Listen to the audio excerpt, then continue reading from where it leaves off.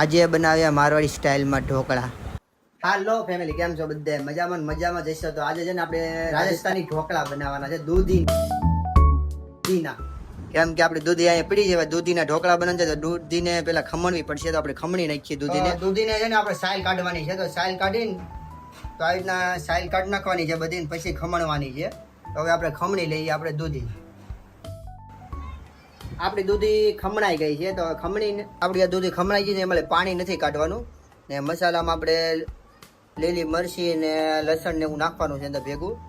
તો આપણે હવે શું ના મીઠું નાખે છે, મીઠું નાખીને જો સ્વાદ પૂરતું મીઠું નાખી દેન છે ને એમાં મરચી ને એવું નાખી દીધું છે.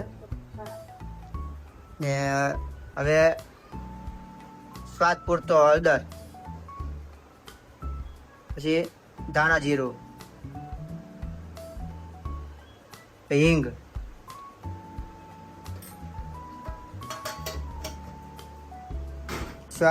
થોડોક સોડા ખંડ નાખવાનો છે.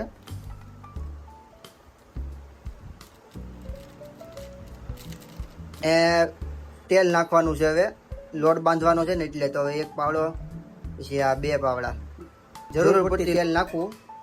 એમાં છે ને દૂધી નાખી દેવાની છે જે ખમણેલ હતી નહીં, ને પછી લોટ બાંધી દેવાનો છે. આમાં લોટ બાંધી દેવાનો છે. તો સ્વાદ પૂરતું બધું છે ને મિક્સ કરીને લોટ બાંધવાનો છે. તો લોટ બાંધવા મીના છે.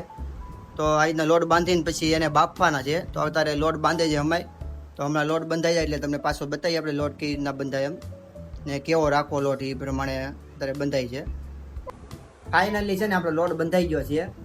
તો જો આપણો લોટ બંધાઈ ગયો છે ફાઇનલી, આવો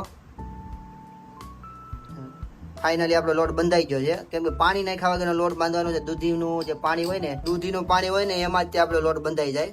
ને લોટ બહુ કડક નહીં, બહુ ઢીલો નહીં એવો રાખવાનો છે. ને પછી આવી રીતના ગુડલા કરી નાખવાનું છે ને પછી બાફી નાખવાનું છે. હવે કુકરમાં કે તપેલીમાં ગમે એમાં. તો ચાલો હવે એને બાફી નાખીએ આપણે. તો આપણે છે ને તપેલીમાં પાણી મૂકી દીધું છે. તપેલીમાં પાણી મૂકી દીધું, ફૂલ ગરમ થઈ જાય ને પછી આપણે જે લોટ બાંધેલો છે ને એ આપણે આમાં નાખવાનો છે, કેમ કે બાફવાના છે. તો અત્યારે આપણું પાણી હવે ઉકળી ગયું છે. તો હવે આપણે હમણાં બાફવા આપણે મૂકીએ ને એ તમને બતાવી. આપણે કરી નાખ્યા છે. તો હવે એને પાણીમાં આપણે મૂકવાના છે. તો જો અહીંના પાણીમાં બાફવા મૂકી દેવાના છે. એ 15 થી 20 મિનિટ જેવું આપણે બાફવા મૂકી દેવાનું છે. તમે જે સાઈઝમાં કરો એ ચાલશે, ગોળ કરો, આ રીતના કરો તો હાલશે. આ રીતના લોટ આપણે બાંધ્યો હતો ને હવે બાફવા મૂકી દીધો છે. હવે આને 15 મિનિટ સુધી બાફવા દેવાનો છે. આમને ઢાંકી દેવાનું છે આને, અને ધીમા તાપે રાખવાનું છે. આપણી સામે રાજસ્થાની રહી છે ને એને આપણને શીખવાડ્યા હતા ને, તો આપણે હવે બનાવી છીએ પહેલી વખત. કેવા બને? મસ્ત બનશે. એ લોકો તો મસ્ત બનાવે, તો આપણે મસ્ત જ બનાવે છે. એની રીતે જ બનાવીએ છીએ આપણે. રુદ્રભાઈ વાટે છે, એને ભાવે છે, એ બહુ ખાય રાજસ્થાની ઢોકળા.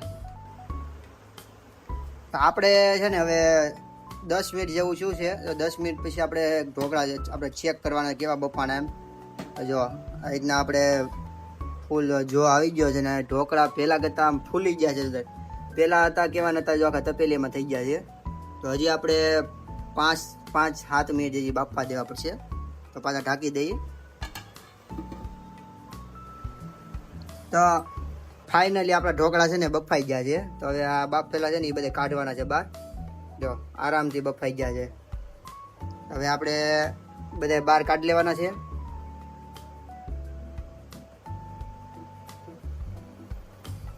ભાંગી ગયા કેમ કે હમાય કાઢવા પડે. જો આ બફાઈ ગયા છે આપણા. તો આ રીતના કાઢવાથી પાણી ન આવે છે ભેગું, એટલે આ રીતના કાઢીએ આપણે. કાઢી લઈએ પહેલાં આપણે. તો આપણે બફાઈ ગયેલા હતા ને બધા આપણે બહાર કાઢી લીધા છે. ત્યાં પાણી હતું, દૂધીનું પાણી એટલું વધેલું છે. તો આપણે બફાઈ જાય ને ઠરવા દેવાના છે. ને ઠરીને પછી હજી આને આપણે વઘારવાના છે.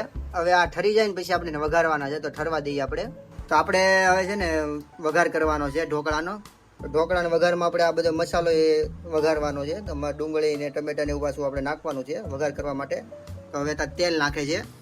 તો જેટલું આપણે વઘારમાં જેટલું તેલ નાખો એટલું આપણે નાખી શકીએ છીએ. અમે આ 4 પાવડા નાખ્યું છે તેલ, ને આ 5.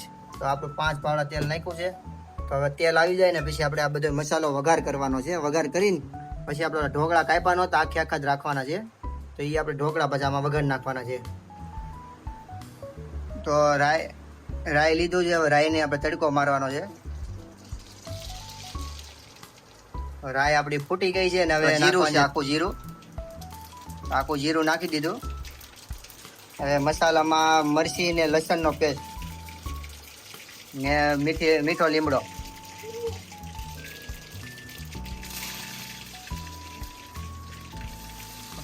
જે લસણ ને મરચીનો પેસ્ટ હતો એ આપણે નાખી દીધો અંદર.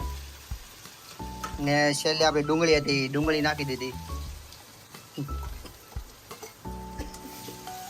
હવે એને હમણાં આપણે પકવવાનું છે. એને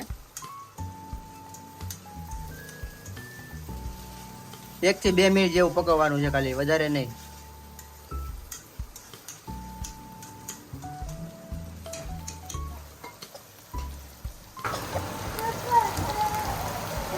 ને છેલ્લે આપણે જે ટમેટા વધ્યા હતા એ ટમેટા નાખી દઈએ છીએ. એ આપણો બસ 1 મિનિટમાં આપણો આ મસાલો તૈયાર થઈ જાય. અને તૈયાર થઈ જાય એટલે પછી આપણે ઢોકળા નાખવાના છે. ફાઇનલી આપણે ઢોકળા નાખી દઈએ છે મસાલામાં. તો આપણે મસાલામાં ઢોકળા નાખી દીધા છે. તો હવે આને વઘાર કરવાનો છે, એટલે હવે આને હલાવવાનો છે હમાય, એટલે મસાલો બધે. તો આપણે ઢોકળા અંદર નાખી દીધા હતા મસાલામાં. હવે આપણે હમાય હલાવી નાખવાનું છે, મસાલો બધો મિક્સ થઈ જાય એવી રીતના. ફાઇનલી છે ને આપણે ઢોકળા આપણે હલાવી નાખી છીએ. 1 થી 2 મિનિટ સુધી હલાવીને એટલે આપણા ઢોકળા છે ને હમાય મિક્સ થઈ જાય છે મસાલામાં. પછી આપણે ખાવા જેવા મસ્ત થઈ જાય ઢોકળા. આપણે મસ્ત પાકી જાય ઢોકળા ને મજા આવે એવા, ને સ્વાદિષ્ટમાં મસ્ત બનશે. એકવાર ઘરે બનાવજો, મસ્ત બનશે ઢોકળા. ફાઇનલી આપણા ઢોકળા છે ને તૈયાર થઈ ગયા છે.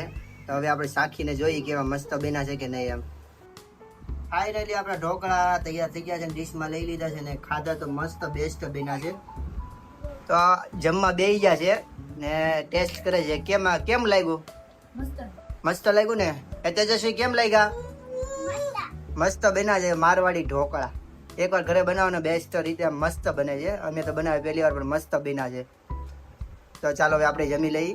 ફાઇનલી આપણા ઢોકળા છે ને મસ્ત બની ગયા હતા. ને વિડીયો સારો લાગે ને તો લાઈક, સબસ્ક્રાઈબ ને શેર ને ફોલો કરી દેજો. તો આજના માટે એટલું જ.